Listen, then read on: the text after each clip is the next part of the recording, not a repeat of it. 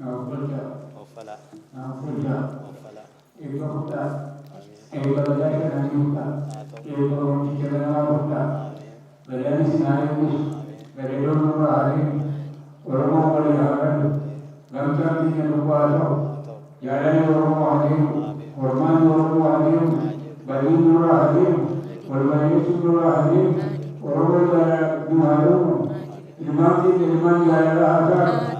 Bekamtinya kuma berisuma kana hidup manusia dunia tuabe, kerana orang dunia tuabe kan.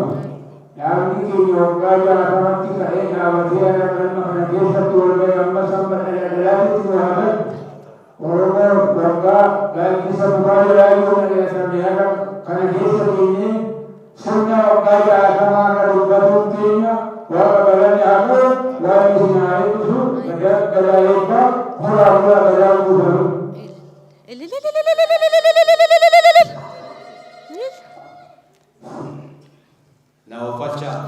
nawafalcha kanagan urche nagan no wobora no ama gargar no dace nagan no wala malle urisa era to oga jata mabute amalle urisa aeres warri kanaga kesan lewa fayya inno ama irra hakam tola hakam asa mo hakam kan taye samalle sujeru taka atau ay sampai dia supi maju ube atau kadang orang lagi.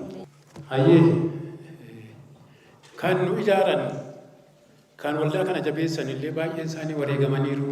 Isaanis ta'uu yoo baatan namootuma qabsoo Oromootiif mirga Oromootiif wareegaman yaadachuuf tokkicha lafaa kaanee qalbiidhaan isaan yaadan.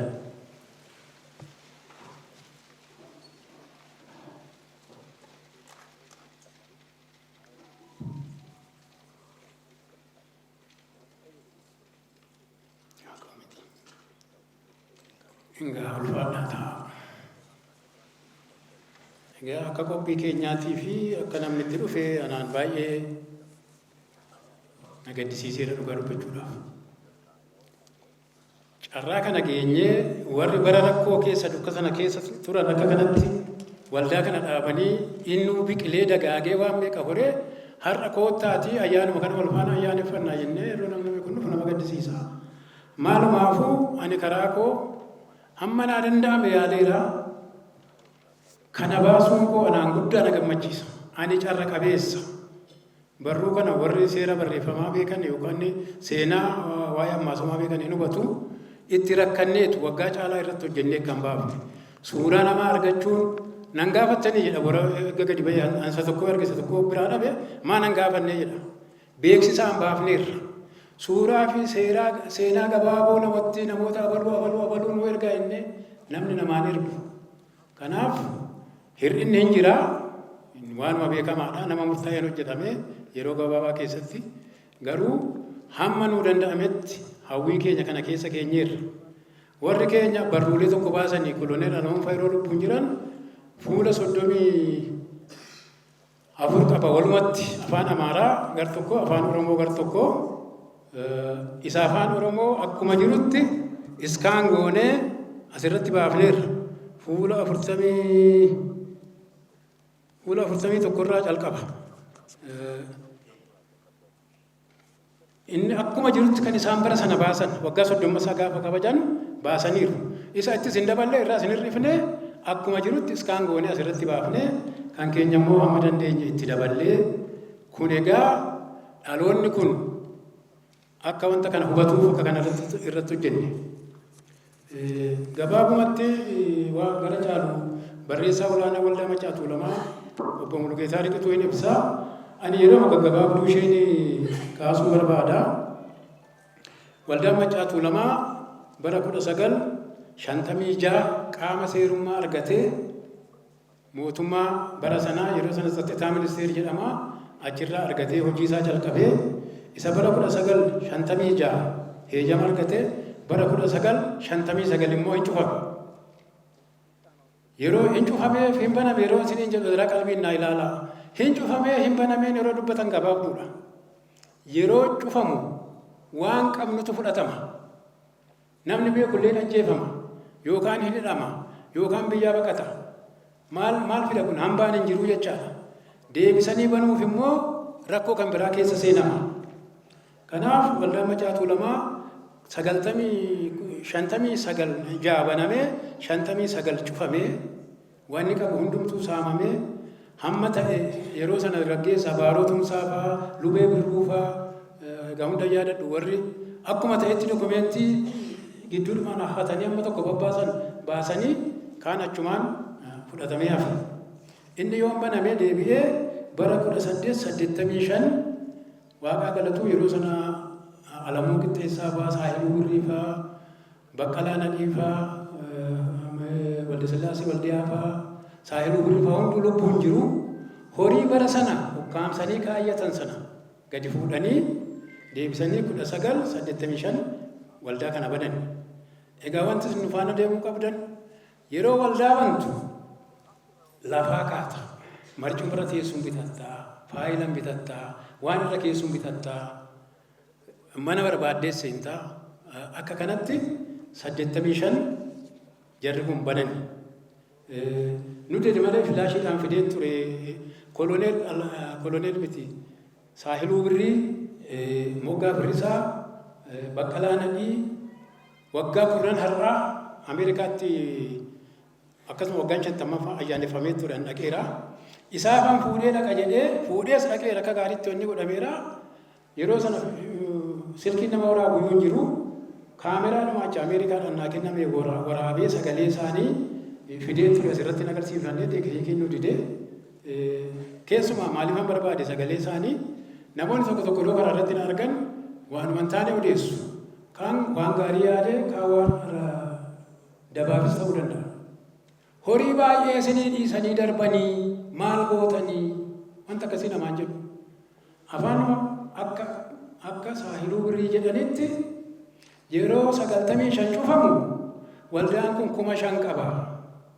5,000 sana maqaa Gabrasillaasee waldaa baay'ee keessan beektu nama baay'ee gaariidha. Isaan turii qabaa ture maqaa isaaniitiin keenye. Booda haati manaa dabtara laalteeti ati kophaatti waan kuufattu qabdaa jettee rakkoon uumame. Isa booddee gara kootti darbe jedhan koloneel Saahiluu Birrii. Utuu egaa kun hubadhaa 59 rakkoon kun 85 gaafa banamu birriin sun walitti qabamtee 11,000 taate. 11,000 sanaan immoo itti buufannee indaganaa waldaan sun akka banamu goonee jedhan. Isa akka dhageessanan barbaadaan ture. Jarri sun yeroo sana 11,000 sanaan biiroo hawaasaa kan malee yeroo sana horii baay'ee walitti qabanii waan meeqa hojjetan dhugaa dubbachuudhaaf. Yeroon ani filatamu wamboorri na wajjin filatame hojiitti jalqabu waldaa Macaa Tuulamaa aksiyoonii Awaash keessaa 129 qaba ture. Awaash inshuraansii keessaa immoo 16,000 qaba ture. Waan waldaan isinitti muufan. Amma akkuma ta'e ittiin jiraannees ittiin kadhannees maalis goonee aksiyoonii Awaash keessaa $1,000,000 fi gara 200,000 qabnaa.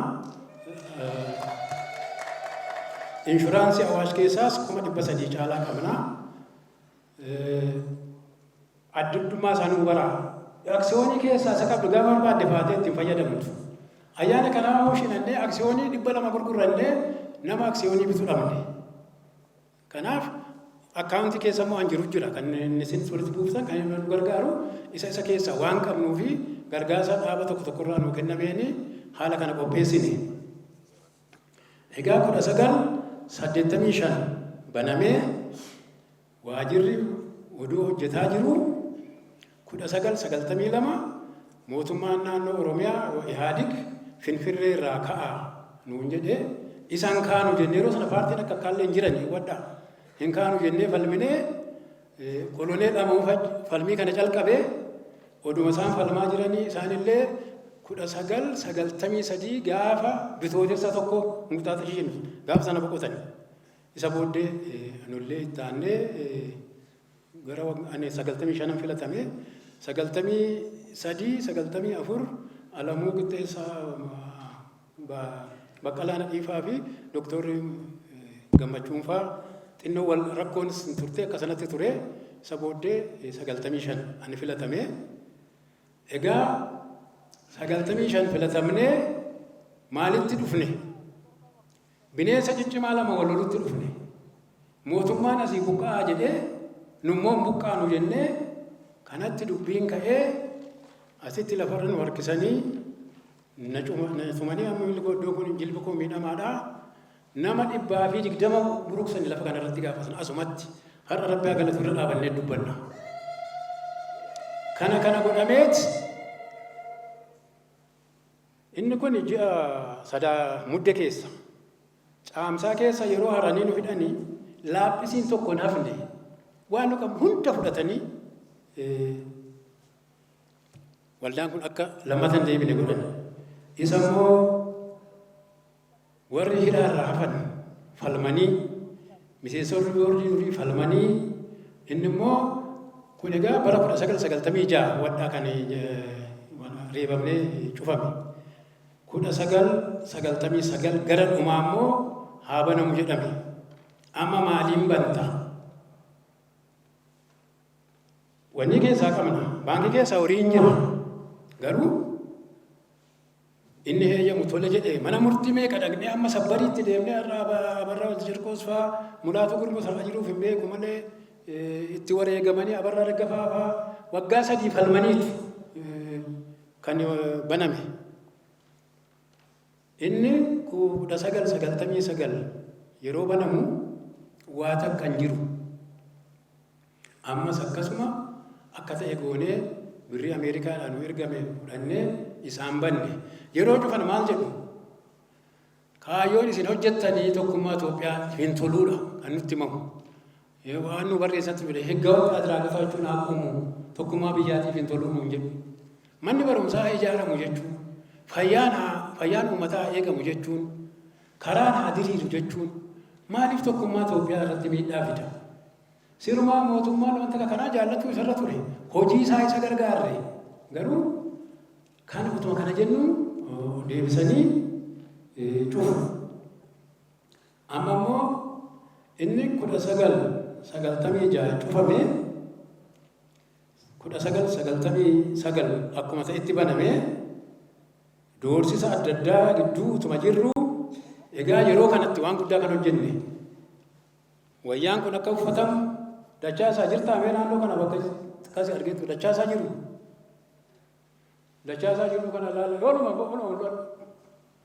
namichi kun dubbii hin beeku malee inni dubbatu afaaniin malee wanni isaa cimaadha.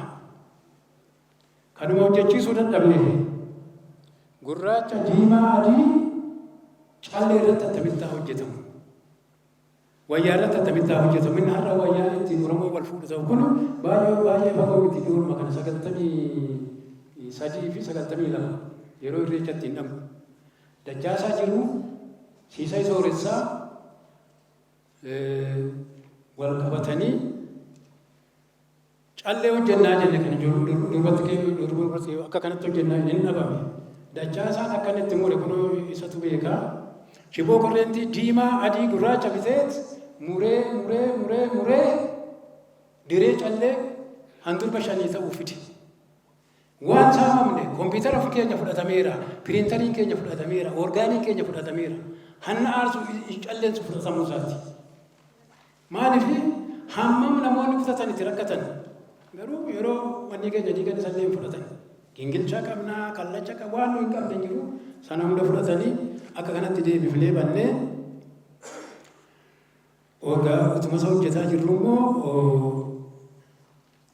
irreechi kunis akka gaariitti adeemee Oromoonis wal faana adeemee eenyummaan isaa biyya alaattuu hin beekame indaganaa immoo deebisanii bara 2004 yeroo sana immoo nama Alii Siraaj jedhamu mallatteeffame namoonni hojii seeraa alaa kana hojjetan yoo argaman humni tikaa fi poolisina jeeninata hailoch jedha tarkaanfii barbaachisaa irratti haa fudhatan jedhan. Tarkaanfii barbaachisaa jechuun maal jechuudha? Namichaaf mirgi kennamee bara namicha sibira dhufutu mirga qaba yoo fedhe si ajjeesa. Maali wanti tarkaanfii anatti barbaachisaa kan natti fakkaate jedha. Akkasitti namatti hin barreeffamu. Qabee seerattaa dhiyeessuu jedhama. Garuu jarri wallaaloo miti beekaa akka kanatti barreessan. kana keessa dabarree hamma nuu danda'ame yaalleerra. Inni immoo kanatti cufamee rakkoo meeqaan egaa yeroo cufamu mana murtii dhaqxaa as dhaqxaa nama aangoo qabutti nama ergitaa kana hunda wajjin rakkannee deebi'ee immoo amajji bara 2011 banamee inni har'a jiru kuni isa kana gaa boordiin amma jiru kun. Kanaaf waldaan kun akka malee wajjin rakkannee tarraan geenye. Koree hojii raawwachiiftu koree boordii warri jijjiiramanis warra amma jiranis wareegama hammanan jedhamne baafne. Uummanni kun namni hundee isaa kaleessaan beekne gorsa galatti deemu hin beeku. Uummanni kun mee warri keenya haala akkamii keessatti hojjetanii asiin nu ga'an isa jedhu asirraa ilaallanii hanga tokko baafnee irraa koppii amma ta'e qabachuu yaalaa gatiin humnaa dhabamee xiqqoodha kan barreessine namoonni irraanfatamuu qabne irraanfatamuu danda'u. Kana gaa guutuu waaqatu ta'a namni hin danda'u hamma nu danda'etti yaalleerraa yoo haalli mijate yoo inni kun raabsamee nu harkaa dhume waan itti dabalamus itti daballee hamma nu danda'ametti itti guunnaa. Dhumarratti odoo deemuu dhiiftanii maaliif namoota gara 100 fi nama 5 waraqaa beekamtii kennina. Beekamtiin keenya humaayyuu beekamtiidhuma. Wanta akkasii hojjettaniitu waldaan Maccaa Tuulamaa si yaadataa galatoomaa wantuma akkasiiti kan jedhu yoo namichi jiraanne illee maatiin isaanii namichi itti dhiyaatee jiru akka fudhatu kan barbaadu. Kanaaf isinillee galaallee nama wajjin mari'adhaa maalaa goone waldaa kana amma yoomitti fuunee adeemnu amma hin qabnu miliyoona 1,300 qabna jedhee Mulgeetaa kootu jedha amma kana qabna jedhee kanaaf inni sheeriitti ittiin bitame dividendii itti argatta malee fuudhuu hin dandeessu. Sanammoo gurguramuu dide amma waa takka yoo farkaan qabnu waggaa kanaan eeggalu ga'ee ittuma seenna jennee waan qabnu baafne kana booddee garaa manaa waan kaffalannu waa qabbeekaa. Egaa haala kanarra jirraa namoonni baay'een abdiidhuma nuu kennu garuu waan warra ga'e hin jiru. Galatooma ani kanuma jechuu barbaada. Galatooma. Amin hojjennaa fi guddaa galatooma.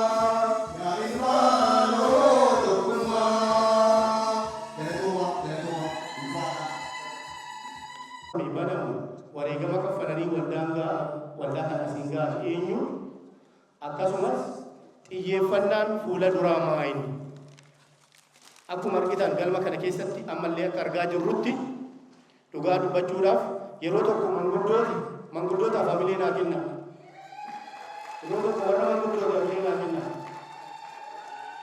maal as keessa walaaltanii parsantiin 75 jechuun an danda'a manguddoo waldaan kun kan barbaadu immoo dhaloonni haaraan akka dhaalu yoo xiqqaate parsantii 50 ol dargaggeessa ta'uu qaba as keessatti jechuudha. Garuu akka amma argaa jirrutti parsantiin 75 manguddoodha. Dhaloonni boodaa dhufu kun maaliin waldaa kana fudhachuu dadhabe?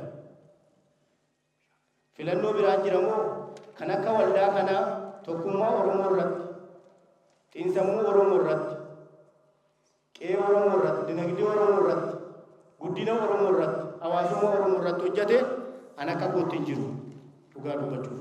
Waldaa hawaasummaa ta'ee, waldaa wal gargaarsaa ta'ee kan akka waldaa kanaa jiru. Dhaabbileen guguddaan mirga namoomatiif ta'ee siyaasaaf falman illee as keessaa ba'anii jechuudha. Dhaaba kana keessaa ba'anii jechuudha. Kanaaf dargaggeessi dhaloonni haaraan waldaa kanatti makamee itti fufuu qaba, itti fufsiisuu qaba.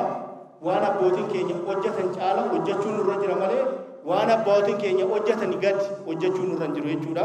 Kanaaf akkamitti hundaa'e isa jedhu haa waldaa kana duraa duuba isaatii isiniif ibsa. Kallattiidhaan gara isaatti deemaa jechuudha. Qabiyyeen keenya maal qaba? Waldaa machaa akkamitti hundeeffame? Yoom hundeeffame? Maaliif immoo hundeeffame kan jedhu qaba. Inni duraa lammaffaa irratti hojiileen gurguddoon hojjetaman maayini? Hundeeffame mul'ata qabatee ergamaa fi kaayyoolee qabatee maal fa'aa hojjete? Maal fa'aa bu'aa buuse uummataaf isa jedhu. Kana taasisee rakkoolee mudatan maayini? Waan qabatee ka'e sana mul'ata qabatee qabe sana akka galmaan hin geenye rakkoon waldaa kana danqan maayini? Itti aansuudhaan immoo xiyyeeffannaan fuula duraa maal ta'uu qaba? Fuulduratti akkamitti hojjennee waldaa kana ceesisuu dandeenya kan jedhudha jechuudha. Akkamitti yoomiif maaliif ijaarame jedhee haalota jalqaba isaa maaltu waldaa kana akka bu'uuramu akka inni waldaan kun dhalatu maaltu godhu? Wanti tokko yeroo uumamu yookaan yeroo dhalatu lafumaa ka'ee dhalatu jechuudha. Dhalachuuf wanta dura kakaasutu jira jechuudha. Haaloti waldaa poolitikaa dinagdee hawaasummaa biyyattii keessa jalqaba wal keessa waggoota 1950 daraan hammaachaa dhufuun ijaaramuu waldaa kanaaf sababoota jechuun ni danda'ama. Arfaasa bara 1953 yaalii boqocha mootummaa godhame sababa haaloti mijaanii akkuma qabu firii yaalii boqocha kanaa immoo gara waggootii booddee haaloti poolitikaa calaqqisa turanii sababa dhayoo jedhu dogoggora maal jechuudha? Bara 1950moota keessa maaltu ture jechuudha? Haalli poolitikaa biyya kanaa, haalli siyaas dinagdee biyya kanaa, hawaasummaa biyya kanaa sirriin turre jechuudha. Fakkeenya isinii kaayyoolee gurguddaa waldichaa galmaan ga'uu jedha. Kaayyoolee gurguddaa keessaa uummanni Oromoo akka walitti dhufu, wal baruu, wal yaaduu, wal gargaaru hubanne uumu. Amma yeroo baay'ee uummanni Oromoo wal baree, wal hubatee garuu amma yaadame sana isa jedhu anaaf gaafiidha. Maaliif gaafii ta'a? Otoo kaanee maa inni wanti Oromoon irratti hunduu akka Oromootti akka paartii siyaasaatti otoo hin ta'in akka Oromootti Oromoon hunduu irratti walii galuu danda'u maa inni qabaachuu qabna. Dhimma Finfinnee irratti Oromoon hundi yaada tokko qaba. Dhimma tokkummaa Oromoo irratti Oromoon hundi yaada tokko qaba. Qabxiilee baay'ee kaasuun ni danda'ama jechuudha. Kanaaf waldaan kun fuula duraaf kan irratti hojjetu dhimmoota Oromoon hundi irratti walii galuu qabutu jira. Dhimmoota poolitikaa laalle, dhimmi dinagdee Oromoo, dhimmi daangaa Oromiyaa, dhimmi lafa Oromoo, dhimmoonni uummanni Oromoo akka Oromootti walii galuu qabu jira. Kana irratti illee fuulduratti hojjenna jechuudha. Miseensi waldichaa hubaatiin irra ga'ee fi rakkoon qunnamee fi hawaasa Kana ammas gochaa jirra fuula duratti waan itti fufnuudha. Bifa qindaa'een itti fufna garuu yeroo baay'ee maallaqaan gargaaruu dandeenya, meeshaadhaan gargaaruu dandeenya. Garuu rakkoon yoo hammaachaa deeme akkamitti uummata keenya ofumaan akka inni of gargaaru yaalii goona isa jedhu gara fuulduratti kan irratti hojjennu ta'a. Arfaffaarratti madda galii waldichaa babal'isuu. Egaa waan baay'ee tarreessineerra kana hojjennaa fuula duratti xiyyeeffannoon keenya kana jenne garuu wanti kun hundi maallaqa malee hojjetamu jechuudha. Dinagdee malee hojjetu jechuudha. Kanaaf madda galii qabaachuudhaan maddi galii tokko miseensa baay'isuu. Miseensi keenya yoo baay'ate, miseensi keenya buusii yoo buuse, miseensi baay'ate immoo buusii qofa miti. Kan qabeenya qabu qabeenya kenna, kan meeshaa qabu meeshaa qabu, kan humna qabu humnaan hojjeta jechuudha. Kanaaf kuni karaa kanaa kan biraa abbootii qabeenyaa deeggartootaa kan baay'atan akka baay'atan gochuu. Galatoomii bagaara geessanii. Egaa bara Oromoon biyya isaa irratti badduu ergarame, bara Oromoo ta'uun yakkatti lakkaawame, bara afaan Oromoo dubbachuun lubbuu nama baasisu, bara ani Oromoodha jechuun qawwee nama nyaachisu, jabana aadaan Oromoo lakkaawame cubbuutti, bara mirga ofii falmachuun si adabsiisu hidhaa haga lubbuutti, bara fiwdaalizimiin godaansisee Oromoo qeeb nama isaatirraa, bara abbumti lafaa ciisanyaa jedhamee buqqee lafa isaarraa,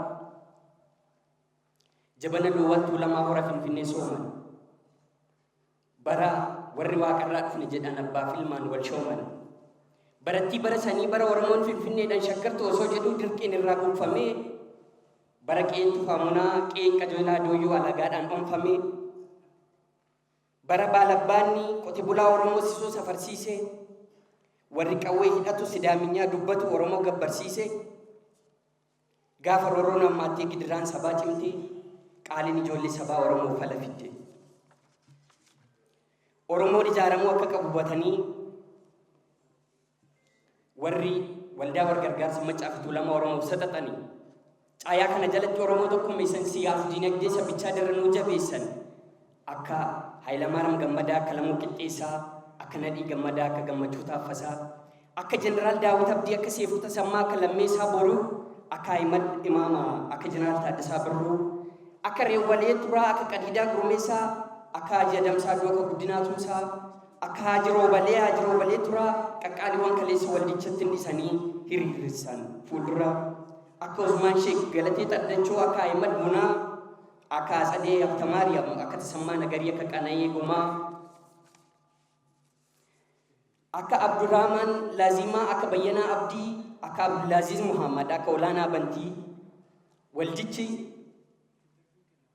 akka Abbaa Biyyaa Abbaa Joobir, akka Moggaa Firrisaa, akka Huseen Suraa, akka Baqqalaa Waldeef, akka Daadhii Faayisaa, waldichi Oromoo irrayyuu darbee booji'ee saba biraa gama ce'ee Sidaamoo irraa akka Waldaa Maanuweel Dubbaalaa, gaafa Oromoon biyya isaa irratti gabroomeeyyuu jiraachuu dadhabe isintu harca'ee mataa sabaa ol qabe, isintu faajjii tokkummaa ta'ee ciniinnatee gadhumaa warra dhalootaaf jiraatee abukaatoo eenyummaa, isin dhugumaan goota warra roorroon sarmine, nuyyuu waldaa kana keessan Oromummaa argine.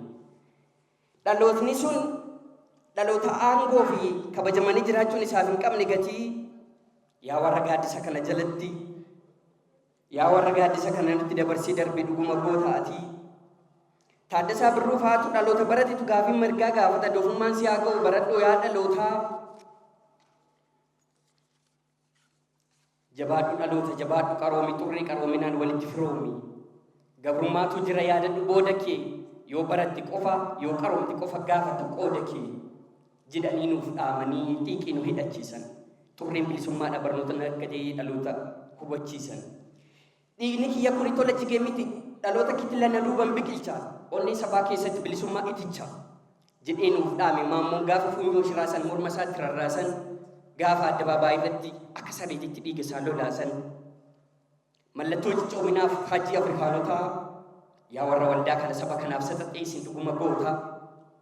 Isin uummata isin jaalatuuf guyyaa saafaa keessaa akka dungoo baxxanii uummata cunqurfame sana imimmaansa haqxanii. guyyaa saafaa falmitan cunqursaa sirna mootii warra sabaaf of laate warqee Oromooti. Isin warra sabaaf of laatee jiraatu waggaa danuu warra dhaloonni galmee seenaa maqaa keessaniin banu warri gaafate gaafii sabaa mormii fi feewdaalizimii falmitoonni dhugaadhaa ijoolleen sabaa isin. Qananii mootii balfitanii Oromoodhaaf of laattan kanaaf agarraati nu keessa jiraattan. Dhalootichi dhaaleera turree keessan kaleessaa isin baraan jiraattu foonaan jirutan maleessaa. Waldaan maccaaftuu lamaa maqaatu maccaaftuu lama malee gurmii guutuu qomooti. Gaaddisa saba maraa walgeettii Oromooti. Gidiraa dhufaa darbaa calaqqeen dhaamne ta'ee osuma ugguranii osuma cufsiisanii tarkaanfatee har'a ga'e. Oromoo barsiisetu sammuu dhalootaa qaree hoggas irraa Oromoon wal barbaadii wal bareetti. Egaa dhalootni kun immoo sabni tokkummaa qabu sabni of jaare jabaa bakka deemu maratti kabajaaf suga qaba. Gabrummaatu jira yaadadhu booda kee. Yoo tokkoomte qofa yoo waltaate qofa olfatta qooda kee. Yaa warra waldaa kanaa wixinee biyyoo uffatee ciisu Waaqayyo lubbuu keessan bookaa qananiisu jiraadhaa. Jaarraa 16 keessa ture. Lafa isaan diriirsan kana walakkaa ol nurraa fudhatame hin jiru. Lafti amma Jeneraal Taaddasaan maal jedhan walgahii irratti biyyi kun biyyuma Oromooti jedhan. Oromoon iddoon hin jirre eessa meenatti himaayee jedhan. Goojjamiin fudhadhaa jedhan. Gondariin fudhadhaa jedhan. Walloo fudhadhaa jedhan. Tigraayiin fudhadhaa jedhan. Raayyaa Aseebuun aneenyuuti. Eertiraayyuu maqaan Baarentuu fi Saawwaa makkuma Oromootii nuti qoratee bira ga'uu dadhabe malee Eertiraa keessa Oromoon jira bakki nuun hin jirre eessaa jedhan. Kanaaf dhalooti jaarraa 16 ture kun dhaloota dinqiidha. Keessumaa dhalooti 1960 keessa ture kun immoo dhaloota akkaan qaaliidha. Isaanti uummata abdii kutate kan uummata cunqursaa jalatti kufee garatti deebu dhabee bibittinnaa'ee wal wallaalee gabbaarii ta'ee aadaan isaa afaan isaa tuffatamee uummata jiru kanaafi dhaloota 1960 kanatu irriba keessaa dammaqse jedha. Uummata keenya dhugaa dubbachuudhaaf irriba keessaa dammaqsan uummata guddaa kana. Uummata abdii kutate kanatti abdii ta'anii jechaadha. Ofii isaanii daggala qabsoo saaqanii fuula dura ba'anii daandii baasanii itti agarsiisanii ofii isaanii wareegamanii jechaadha. Waan nun amma har'a keessa jiru kun dammaqiinsa har'a nu keessa jiru kun haalli nun amma keessa jiru kun daggala isaan nuusaa kan daandii isaan nuusaa kan sanarra adeemamee jechuudha. Yoo bakka isaan yaadan isaan ga'uu dadhabne illee jechaadha.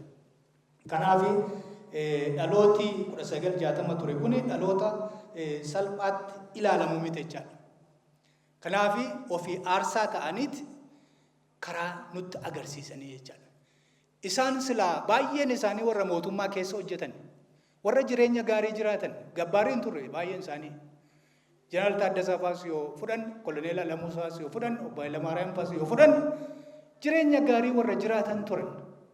Ajajaa Dhibbaa Maammoo Mazammir hedduu isaanii yoo fudhanne warra jireenya gaarii jiraatan jechaadha.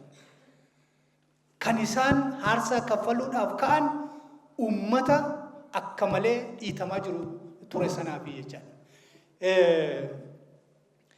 Fakkeenyaaf amma Obbo Hayilamaariyaam yeroo mana hidhaatti dararri isaan irra ga'ee duudhaaf jedhanii abdii kutannaa dhumaarra yeroo jiranii ijoolleen isaanii itti marsaniiti abdii kutannaadhaan yeroo isaan boo'an ilaalaniiti ijoollee abbaan keenya du'e jettanii hin boo'inaa nuti qabsoo Oromoo bofoodduu seente gooneerra yoo harkisanni citti yoo gadhiisanni lixxeen dubbiin Oromoo kanaa booda duubatti hin deebi'uti hin boo'inaa yoo du'e hoomaa miti jedhaniiti ijoollee isaanii jajjabeessan jechuudha.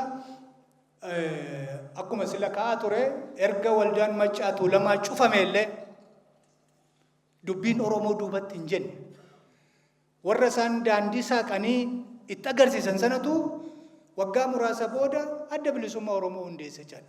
Qabsoon Oromoo fuula duratti akka tarkaanfatuuf karaa kan isaan jechaadha. Dubbiin Oromoo duubatti hin deebi'u jechaadha. Ammas waan duubatti deebi'u miti jechaadha. Kanaaf Obbo Hayilamaariyaam amma odaa hundi keenya akka mallattootti godhannee ittiin boonnu kana faajjii waldaarra akka taa'u kan godhe isaan nama seenaa Oromoo qoratu nama aadaa Oromoo qoratu turan jechaadha. Odaan kana yeroo jalqabaatiif isaan kan akka faajjii Oromootti akka mallattoo Oromootti haasxaa waldaa Maccaa Tuulamaa gubbaa akka taa'u kan godhe isaanii jechaadha. Egaa waldaan Maccaa Tuulamaa dhiibbaa hedduu qaqqabsiise. Dhiibbaa yeroon jedhu garee adda addaa irratti dammaqiinsa garee adda addaa irratti dhiibbaa hedduu fideera jechaadha. Fakkeenyaaf amma sochii barattoota yuunivarsiitii yoo fudhannee ilaalle dhaadannoon isaanii inni guddaan lafti qonnaan bulaaf kan jedhu. Lafti qonnaan bulaaf kan jedhu kana karaa yuunivarsiitii dhaadannoo barattootaa ta'e akka inni bahu kan godhe barattoota miseensa waldaa Maccaa Tuulamaa turan jechaadha. Akka Baaroo Tumsaa fa'i jechaadha. Yeroo sana hoogganaa barattoota yuunivarsiitii ture Baaroon karaa isaaniiti dhaadannoon lafaallee kan inni ba'ee mootummaa raasuu kan inni danda'e jechaadha. Kanaaf gumaachi waldaa Maccaa Tuulamaa sochii barattootaa keessatti waan salphaa miti jechaadha. Gaaffiidhuma sabummaa amma barataan Waalelliin Mokonnin kaase akka Faranjiitti bara 1969 kan inni gaaffii kana kaase Waalelliin gaaffii sabummaa kana kan inni kaase erga hidhamtoota waldaa Maccaa Tuulamaa erga Jeneraal Taaddasaa fa'aa waliin erga ajajaa dhibbaa Maammoo Mazammil fa'aa wajjin mana hidhaatti wal argee erga isaan waliin mari'ate booda kan inni dubbii kana baasee jechaadha. Kan inni barreesse ifa godhe waa'ee gaaffii sabummaa kana jechaadha. Gaaffiin sabummaa immoo dubbii ijoo waldaa Maccaa Tuulamaa keessaa isa tokko jechaadha. Waldaan Maccaa Tuulamaa akkuma beekamu waan kaayyoo gurguddaa lama qabateeti kan inni socho'aa ture. Inni tokko kaayyoo ifa ta'e kan mootummaan beeku kan seera waldaa isaa gubbaarratti tumate jechaadha. Kanaan ala waan biraa yoo jedhee argame mootummaan hin fudhatu jechaadha. Nuyi hojii mootummaa tumsuudhaaf hundoofnedha. Keessumaayyuu Oromoo irratti loogiin godhameera jedhanii amanu. Hundeessitoota waldaa Maccaa Tuulamaa jechaadha. Gama misoomaatiin, gama barnootaatiin, gama aadaatiin, gama afaaniitiin, gama hundumaan uummata bal'aa kana irratti loogiin godhameera. Kanaaf uummati kun ofuma isaa walitti dhufee yoo of jijjiire malee mootummaa abdatee yoo taa'e achumatti hafa. Kanaaf uummata keenya sochoofnee waan inni qabu walitti finnee uummata inni dammaqsinee amisoomsinu mana barnootaa abannuu fi mana hakiimaa abannuu fi bataskaanaa ijaarruu fi masgiidaa ijaarruu fi waan inni barbaadu aagoonuu fi uummata kana walitti finnu uummata guddaadha. Hin faffaca'e malee uummata guddaadha. Uummati kun yoo tokko ta'e humna guddaa qabeedhaniiti isa kanaan socho'an. Gama biraatiin immoo hojii misoomaa keessa galchuudhaaf uummata dammaqsuun barbaachisaadha jechaadha. Waan inni keessa jiru hubachiisuun barbaachisaadha jechaadha. Isa kana immoo karaa keessaatiin hojjetanii jechaadha. Isa kana irratti guddaa milkaa'an dhugaa dubbachuudha. Uummati keenya gabbaarii ta'uusaa, tuffatamaa ta'uusaa, afaansaa laga akka hin ceesifne ta'uusaa ifatti itti himanii hubachiisaa deemanii jechaadha. Bakka hedduutti yeroo kana hubatu uummati keenya miira hedduutiin walitti dhufeet edaa dubbiin akkasii jedheet tokkummaa isaa cimsataa ture jechaadha. Egaa akkuma sila jedhee yeroo gabaabduu keessatti Maccaa Tuulamni seenaa cululuqaa hojjetaa ture jechaadha. Bu'aa bahii hedduu keessa haa ba'u malee bu'aa bahii hedduu keessa baheetuma amma waggaa 60ffaasaa kan inni kabajataa jiru bu'aa bahii hedduu keessa bahee haa ta'u garuu yeroo gabaabduu keessatti waan waggaa 3 walakkaa hin caalle keessatti amma kana seenaa kan hojjete. Namooti amma waldaa kan hoogganan seenaa kan hojjetan yeroo gabaabduu kana keessatti utuu waggaa 10 argatan ta'e utuu waggaa 15 argatan ta'e maal hojjechuu danda'u dhalooti sun yoo jennee ilaal reelii garaa nama nyaata jechaadha. Waggaa 3 walakkaa keessatti waan kana hundaa hojjetanii jechaadha.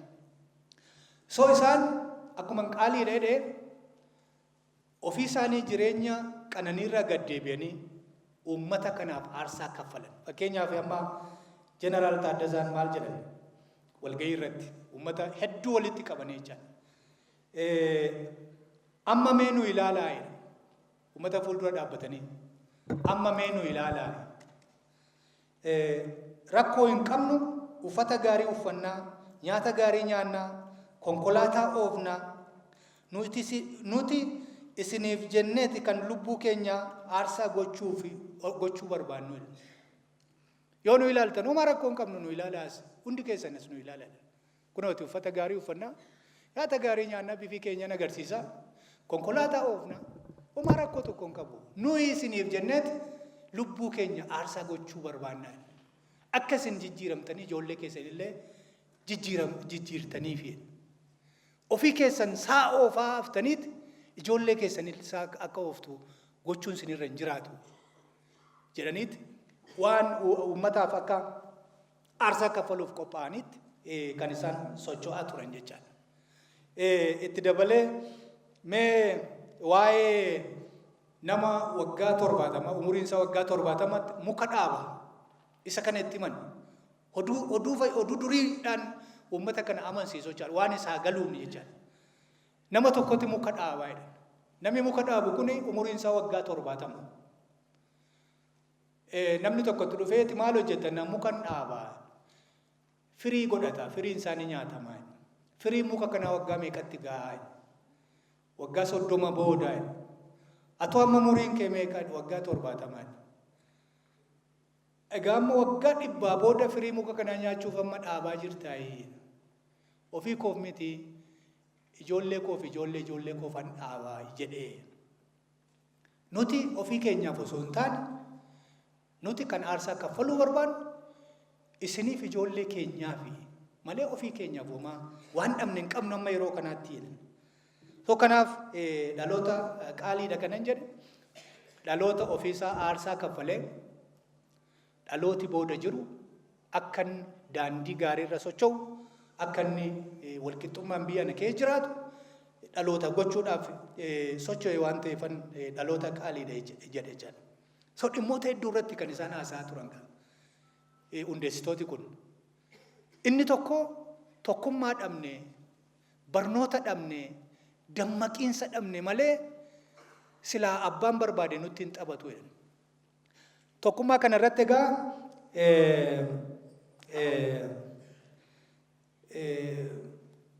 yeroo hedduu kan isaan kaasan maal walgahii irratti nuti miliyoonii 17 taanaa. Kun gaa bara 1959 ifatti dubbatu nama kuma hedduutti dubbatu Jeneraal Taaddasaan tokkoffaa nama hin sodaanne lamata irratti nama haasaa danda'u yeroo inni haasa'u namni hin boo'a jechaadha baay'een nama miira keessa seena jechaadha dandeettii nama haasa'uu guddaa qaba. Kanaaf yeroo sanatti nuuni miliyoonii 17 taanaa. Iseen amma nu hacuucee akkana nutti taphattu kun miliyoonii 5 hin caaltu. Amma warra amma nu keessa jirtu kun immoo gajii nutti taatee xaqilaa gajii maalii taatee amma nu hacuucaa jirtu kun nama muraasa jedhan. Fakkeenyaaf dheeraatti maa jedhan. Ammatu warrumtas jirru kun gaara Dilfaqar magaalaa dheeraa gaaraatti jira warra Arsii ni beekan. Gaara Dilfaqar kanatti miila tokkoon ejjennee fincoomne. Fincaan keenya yoo haree ishee badan waan biraa nu barbaachisu. Tokkummaa dhaba keenya kana hundaa fi kan nu godhe malee waan biraa miteedha. Tokkummaan Oromoo yeroo hundumaa akka inni cimu yaalii guddaa gochaa turan jechaadha. Keessumaa walgahii Itayyaaf dheeraa irratti seenaa guddaatu hojjetame jechaadha. Fakkeenyaaf walgahii Itayyaa irratti bulchaan naannoo sanaa Dajjaas Saayiluu Difaayee nama jedhamu walgahii Maccaatu Lamaa gara Arsii akka hin dhufne danqaa guddaa itti uume. Dhalattooti naannoo akka isaan keessummoota isaanii Finfinnee irraa gara sana dhaqaniin keessummeeffanneef manni kiristaanaa hunda kan ta'e akka cufamu. Hoteelli magaalaa sana keessa jiru hundi isaa akka cufamu. Tajaajila tokkollee akka hin laanne gara guyyaa 2 oliif amma keessummoonni kun dhufanii deebi'anitti jechaadha. Maaliif garaagarummaan hin jira amma tokko warri asii dhaqan kun baay'een isaanii kiristaana warra achi jiran immoo Oromoon keenya musliima jechuudha.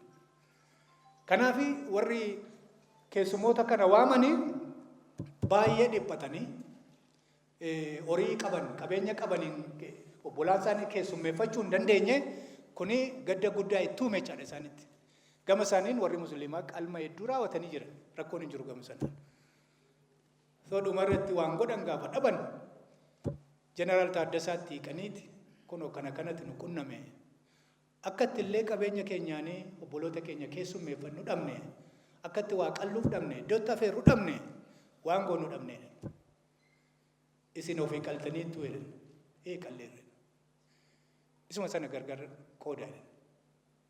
Isuma sana gargar qoodan. Gargar qoodanii namni walgahii booda taa'ee nyaate Jeneraal Taaddasaan fa'aa nyaatanii kan qalame warra musliimaatiin waan ta'eef sheekota hunduu ajira obaleen fa'aa aji simbirree hullufaa fa'aa hundumtuu maaddii Jeneraal Taaddasaa fa'aatti naanna'anii ta'anii waliin nyaatan jechaadha. Warri kunis gammadanii isaan sana duukaa nyaatan jechaadha. Oromoon kiristaanaa musliim wal duukaa waan qalame waliin nyaatan. Inni kun mootummaa biratti rifaatuu guddaa fide jechuudha. Inni kun mootummaa biratti rifaatuu guddaa fide. Duratti namni akka malee fagoodha walirraa fagoodha yoo dhamu islaaminaa kiristaanoo ta'ee walumatti dhufuu hin danda'u jechaadha. Completely islaaminaa kiristaanoo. Oromoodhuma keenyas as qoodan hedduu isaa jechaadha. Keessumaa amma magaalaa Finfinnee kanarraa yeroo buqqaasan Oromoo asii magaalaa Finfinnee kanarraa buqqa'e baay'ee isaa dhaqatan gara Arsii dhaqatan walakkaan qilleensa irratti gara Arsii maaliif geessan iddootti rezistaansiin guddaan isaa mudatee ture Arsiin jechaadha. Hundi keenya quba qabna jechaadha. Iddoo qabsoon guddaan isaan itti mudate iddoo diddaan guddaan itti mudate uummata kana buqqaasanii achi geessanii lafa isinii kenninaa jedhan. Asii lafa isaanii irraa fudhatanii achi immoo lafa isinii kenninaa jedhan. Dhaqaniiti immoo gaafa geessan isin kiristaana jedhan. Isaan kun musliimaa jedhan. Akka Oromoon waliin hubanne akka inni tokkummaa isaa hin cimsanne keessaan immoo waan hedduu hojjetan jechaadha. Walga'iin Itayyaa fi walga'iin dheeraa isa kana cabsee jechaadha. Shira yeroo dheeraa hojjetamaa ture kana cabseet obbolaan waliin nyaatanii nu Oromummaa keenyatti caaladhanii waliin nyaatanii seenaa guddaa hojjetanii jechaadha. Gama biraatiin immoo dheeraatti walitti bu'iinsa yeroo tokko gidduu isaanii hin jira tureera.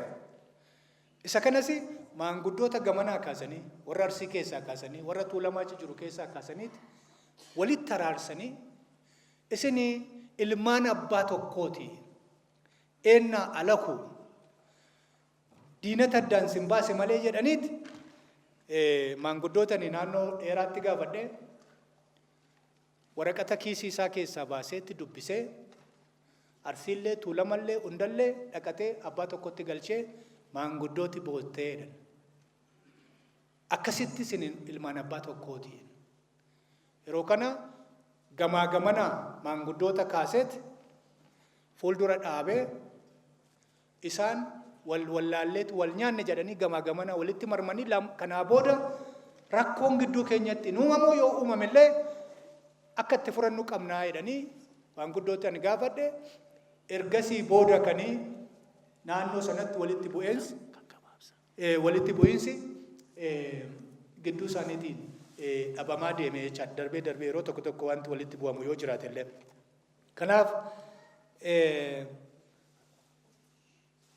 waldaan Maccaaf Tuulamaa miseensoti yeroo sana turan hooggantooti yeroo sana turan tokkummaa Oromoo itichuu keessatti riilii qoodi isaan taphatan baay'ee olaanaadha jechaadha.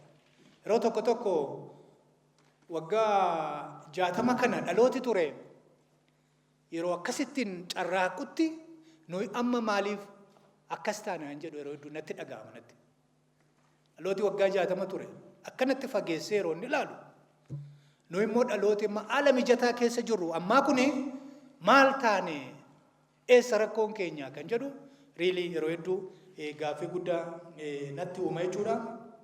Kanaaf waldaan Maccaa Tuulamaa asuma giddugaleessa kanarraa ka'eeti gara bahaa dhaqee waldaa Oromoo waliigalaa ta'uudhaa fi carraaqqii guddaa godhee sochii Oromoo bakka adda addaa jiru kana walitti qindeessee qabsoo hidhannoo naannoo Baalee jiru kana wajjin tumsaan hojjechuudhaaf yaalii godhee Ajii Adamsaa Doofaa wanni isaan ergaa kana gidduu kana walitti fiduudhaaf otoo carraaqaniiti kan isaan harka warra nageenyaa bu'aniiti ergaa baatanii adeeman. Kana immoo diinni arguu hin qabu jedhaniiti kan isaan waraqaa icciitii sana nyaatanii waan garaa nu baate garaatti deeffannee kan isaan jedhan asirraa ka'ee jechaadha. Mana Jeneraal Taaddasaa dhaquudhaaf utuu jedhaniiti gidduutti warri nageenyaa kan harka bu'an jechaadha. Kanaaf dhaaba mul'ata guddaa godhatee socho'aa ture. Egaa akkuma ka'e dhiibbaa hedduutu irra ga'e. Dhiibbaan kun ka'eetiin jira. Hundeessitooti kun hooggantooti kun aarsaa guddaa kaffalan. Obbo Hayilamaariyaam aarsaa guddaa kaffalan. Dararaa irra ga'e nama qaarezaatti baatamee mana murtiitti deddeebi'aa ture Obbo Hayilamaariyaam dhukkubsatanii illee jechaadha. Fidaa jedhamanitti qaarezaatti baatanii mana hidhaa nama geessaa turan nama dhiyaachaa turan jechaadha dhugaa dubbachuudhaaf. Dararaa sanarraatti kan lubbuun isaanii darbe. Ajajaa dhibbaa Maammoo Mazammir nama dargaggeessa akka malee hayyuu nama afaan adda addaa dubbatu nama waan guddaa of harkaa qabu nama qorannoo seenaa Oromoo of harkaa qabu nama wixinee isaa of harkaa qabu nama baay'eetti fageessee nama argu nama akkasii waan isaan ajjeesaniif inni guddaan isa kanaaf jechaadha. Inni tokko alaabaa Oromoo fuula duraatu mana isaatti argame jechaadha. Inni kun galmee mana murtii isaarra jira. Alaabaa Oromoo gurraacha, diimaa, adii mana isaatti argame. Inni tokko ajjeese isa kana jechaadha. Nama silaa Oromoodhaaf waan guddaa buusuu danda'u hayyuu guddaa arganiit gabaabinaan ajjeesan jechuudha. Egaa Daadhii Faayisaa illee yoo fudhanne naannoo Adaamaa kana dararaan riilii keessumaa hundeessitoota waldaa Maccaa Tuulamaa ga'e baay'ee garaa nama nyaata. Inni waraqaa guddaa tokko dararaan hidhamtoota waldaa Maccaa Tuulamaa ga'e, dararaan Maammoo Mazammir irra ga'e, dararaan Obbo Hayilamaariyaam irra ga'e, dararaan Daadhii Faayisaa irra ga'e. Riilii waan baay'ee yeroo ammaa kanallee dararaan akkasii waan jiru natti hin fakkaatu jechaadha. Kanaaf dhiibbaa hedduu keessa ga'e maquma isaarraa ka'e maqumti isaa jibbamee ture eeyyama laachuuf danii turanii turtii waggaa 3 walakkaa keessatti seenaa guddaa hojjeteetu waldaan kun cufame. Bara Dargii waa'een waldaa kanaan kaane bara mootummaa Ihaadig keessa takka cufamaa takka banamaa as ga'e. Amma nakkan ilaalaa jirtu waldaan kun riilii laafateera. Dhugaa dubbachuun barbaachisaa laafateera. Laafataa adeeme jechaadha. Kun immoo ta'uu hin qabu. Laaffachuu isaa kanaaf immoo numatti itti gaafatamuun nurra jiraata. Numatti jajjabeeffachuun nurra jiraata. Anamma gara fuula duraatti gara qabxii qosadumaatti nufaa gara fuula duraatti maal ta'utu irra jiraataadha. Ani waldaan Maccaa Tuulamaa siyaasa irraa bilisa ta'ee abbaan barbaade siyaasa irraa haa taa'u. Yoo Oromoodhaa hojjete hin tumsa. Duris yeroo dhaabbatus mootummaa gargaaruudha waan mootummaan hojjechuu uummataaf hojjechuudhaa dadhabeen hojjedhaa jedhe. Inni kun waan eebbifamaadha jechaadha. Waan uummataaf hojjetu yoo ta'e hin tumsa jechaadha. Iddoo uummataaf hin hojjennetti iddoo uummati miidhamutti immoo waldaan Maccaa Tuulamaa yeroo hundumaa aantummaa uummataa ganama qabatee ka'e sana qabatee itti fufuutu irra jiraata jechaadha. So kanaaf fuula duratti kallattiinsaa ta'uu qaba jedhee kan yaadu aantummaa uummata Oromooti jechaadha. Isa kana gadhiisuun irra hin jiraatu. Amma aantummaa uummata Oromoo qabatee adeemetti immoo uummata Oromoo bira dhaabbachuun dirqama hundoo keenyaati jechaadha. So gama kanaanii lallaafinni jira. Waldaan kun abdii ture. Akka kanatti lallaafee itti fufuun irra hin jiraatu. Hundi keenya iyyuu tumsinee bakka dabeetti qajeelchinee waldaa kanaa fuula dura haa tarkaanfachiifnu kan jedhuun qabaa. Horaa bulaa galatooma. Guddaa galatooma amilee ammallee irra dabalaa amilee. Yawaa seenaa waldaa Maccaa Tuulamaa nutti maal jechuu nan danda'a. Maaliif qorataa seenaatis waa'ee waldaa irrattis immoo baay'ee barreessanii guddaa galatoomaa jechuun barbaada. Kanatti aansee waggaa 60ffaa kabajuudhaaf sirna cumboo muruu jira. Kanaaf warri baaldii gadaa kanaaf qophaa'a.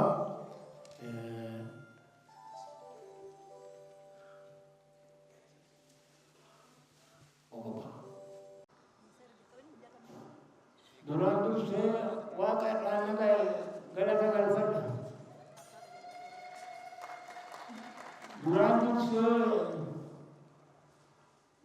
ijoollee dhaaba kanaa dhaangaan galata galfadha.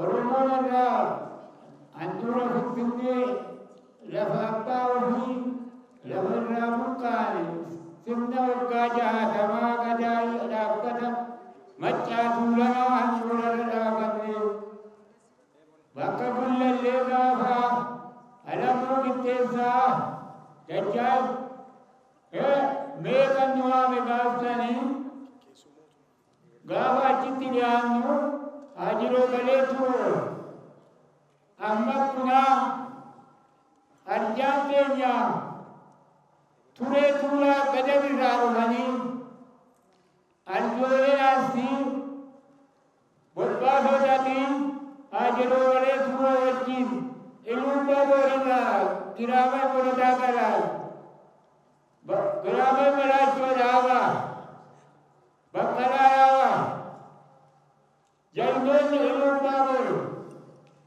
gaafa dheeraa irratti keennee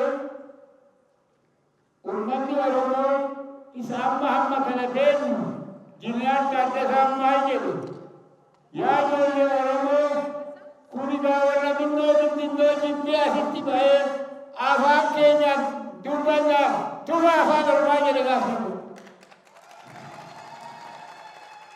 gaafa sana Jillaan Taaddasaa du'a keessa dhaabbatee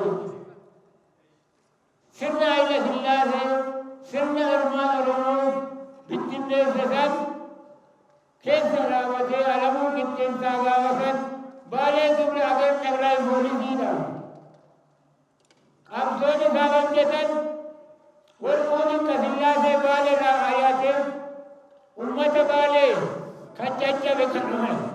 Ilmuubbaa boru gaafa gaafatu namni kun lammii keenya baalee fidee as dhufe jedhamee warqoonnattuu kaafne Oromoo gaafu. Oromoon akka kana waliin kuuqaa amma amiilee gadda itti qophaa'ee hundee haadha siinqee kana hundee seenaa jalloota ilmuubbaa boru si harka jira seenaa sikkoo mandoo seenaa tuulamaa seenaa waccaa akkuma Oromiyaatti qabdee jirta mee sitti qophoofne gaafa dhaqinaan jennaan fiiginsaan dhufee ani bara sangaa ijoollee waggaa 30 amma bunaatiin maalan jedhe gaafa beenu bosonni baalee leenci bookkisaa jira baalee gallaa jire ijoolleen keenya akka Abdullaahi Arsiifaa Maqdishoo galuu gaafsan gadoon gaafa tinuu nandaraa faa cinaachatti baati dhugaan cinii sitti taati gaafa jedhan siraa baalerraa baalee deemuun garuu ilmuubbaa boru sirna naftanaatiin du'aa jirtaa nutti baqattu si guddifannaadhanii salmeen ilmuu taa'ee barcuma naa kenne qabsoo ta'ee ilma kana ilmoo jedhanii na waggaafatanii dhibaayyuu natti dhibaafatanii qabsoo ijoollee achii mara qabsiifne gaafa warratti jiru. Ada sirna kana keessatti ada argamee jalloota keenya warra daru akka alamuu qixxeessaa akka dajjal baqqalaa maal jedhe gaafsan saaluu rifaa'ee walga'ii Oromoo agartanu jennaan maal jette saaluu gaafa ati bunnaa xaaliyaanii baattu bakka koottu nugusa siyaame bakka ani xaaliyaanii gaafa nima dhaabadhaa jedhu killee xaaliyaanii battaati gaafa mirga ilmaan Oromoo battalaa jettaadha jedhu seenaa gurguddaa gaafsa ummee maccaa tuulamu gullallee irratti gaafa jaarsonni malatan haajiroo maleedhaa kokkortaa isaanii waaqanii gaafa seenaa ilmaan Oromoo har'a ga'ee kana dubbatu har'a waggaa 87 goota. Galanni Waaqayyo haa ta'u warra dhaaba kana dhaabee irraa nu ba'ee jedhu warra dhaaba kan waggaa 60 kan odoo dhiitamu hidda kana cituu roobee irraan ga'ee nan galatoomfadha.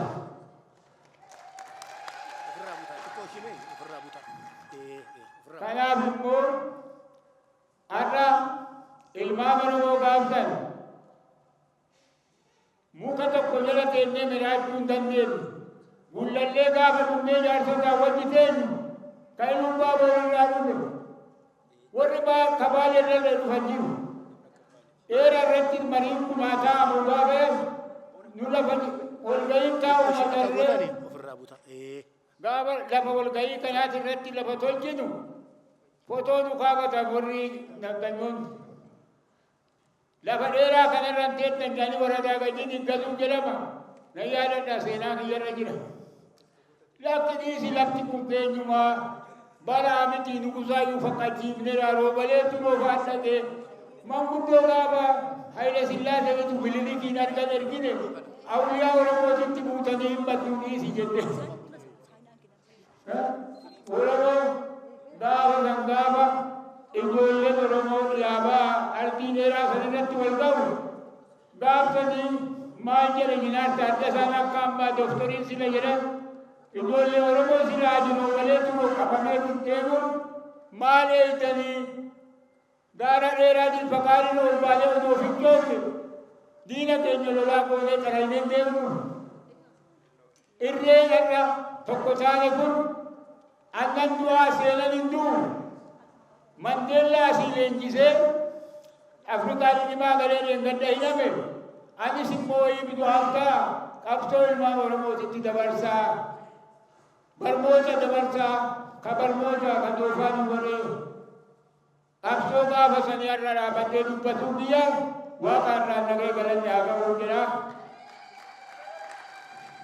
Ammas immoo ilmaan Oromoo dhalli keenya olluu dhaabbata Machaa Tuulamaa kana akka duraawwaatti siqqoo mandoon ga'ee Machaa Tuulamaa ga'ee obbo Cooran ga'ee Arfan Qalloo ga'ee lafa gaafsa Jinaar Taaddasaan buree daaboo ka'ee nuti nuun keenya jenneen warri raayyaa qophoon keenya jenneen odoo gaafsan kaane dhuguma lolaa goone diina keenya fuudhee dabarsinee.